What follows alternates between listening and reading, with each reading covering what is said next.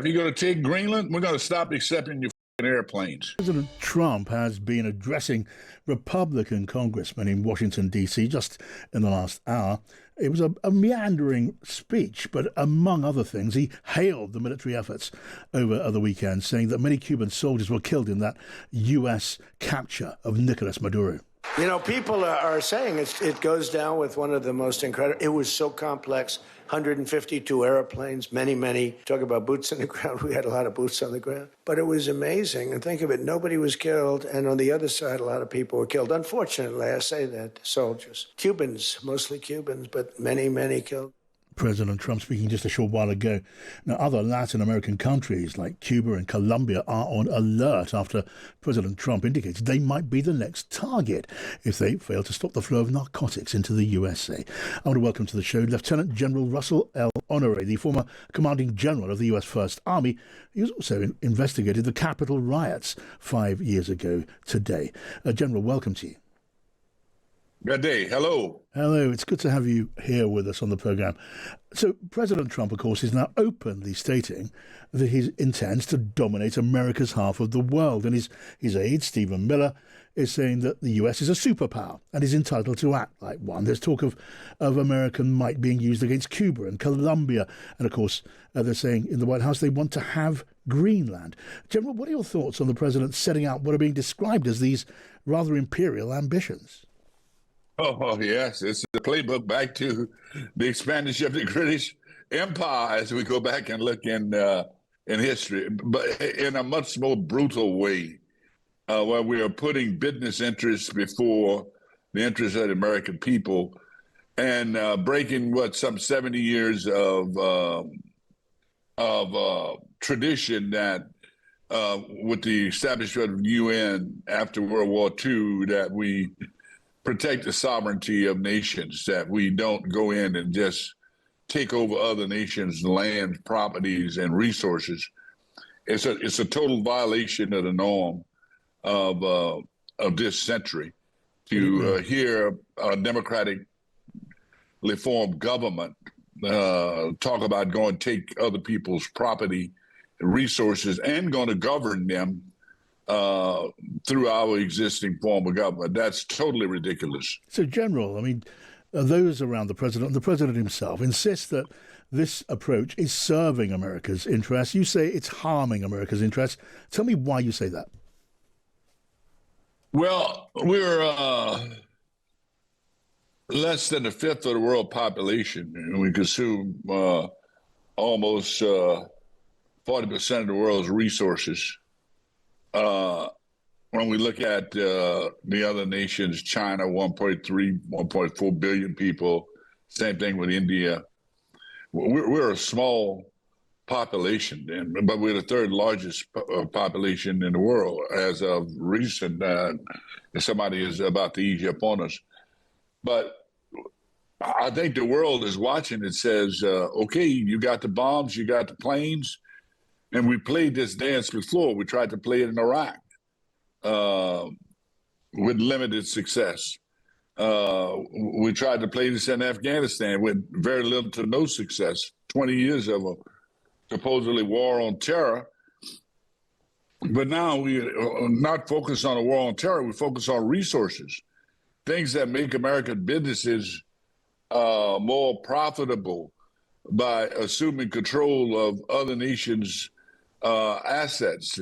The initial conversations on Greenland was, oh, yeah, well, it's national security. But remember, they've got rare earth there, and we want that.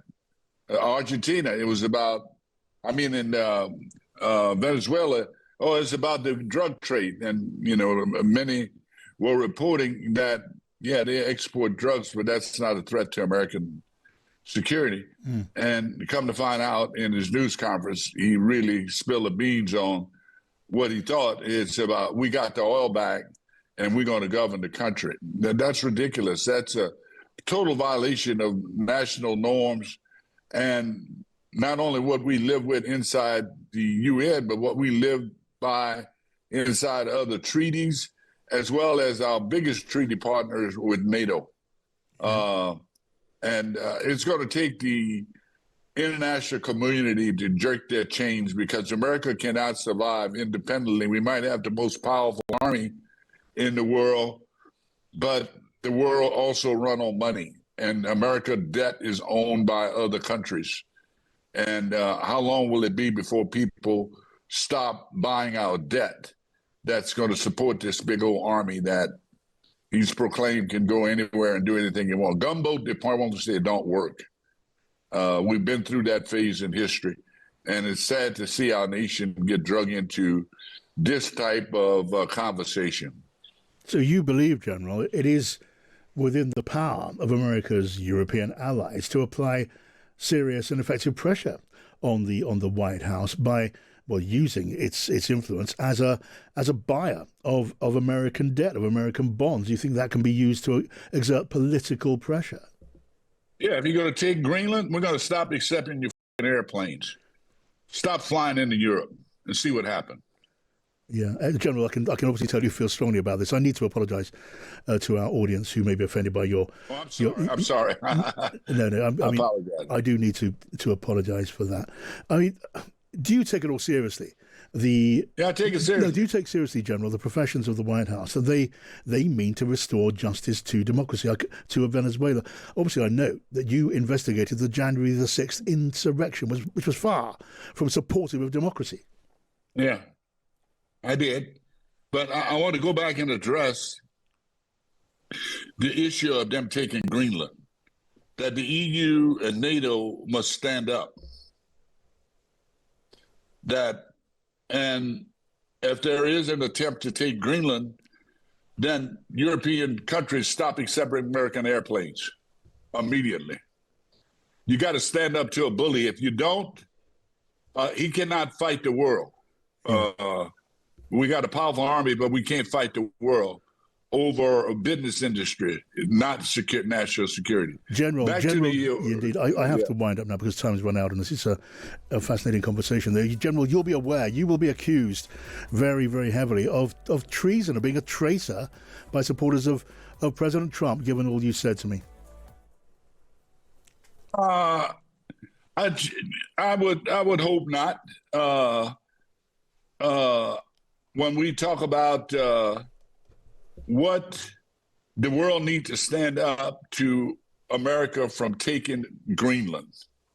They have a string of truths for going into Venezuela and extraditing the president under U.S. charges. But again, the world needs to stand up, whatever that action might be, that if we attempt and the military could go do it, but if it's done, the world needs to stand up. And I'm talking about our allies. Okay, because General, those allies are allies to the American people, not just to the current administration. Believe me, General, you've made your point very, very clear. Thank you for joining me on the program. Lieutenant General Russel Honoré, formerly United States Army.